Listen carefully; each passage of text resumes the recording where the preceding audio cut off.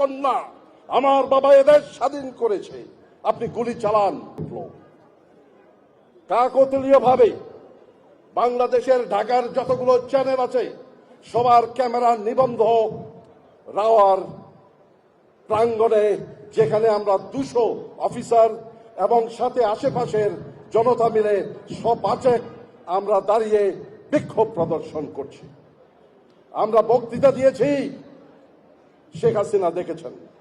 আমরা যখন এখান থেকে মিছিল নিয়ে রাওয়া থেকে বেরিয়ে জাহাঙ্গীর গেটের দিকে অগ্রসর হচ্ছি, তখন আমার কাছে একটা টেলিফোন আসলো চট্টগ্রাম থেকে আমার এক সহকর্মী।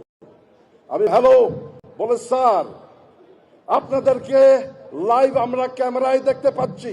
আমি বললাম, তাই নাকি? বলে, জি স্যার। তো এখন কি আপনাদেরকে দেখে ঘরে আর কেউ নাই স্যার চট্টগ্রামের?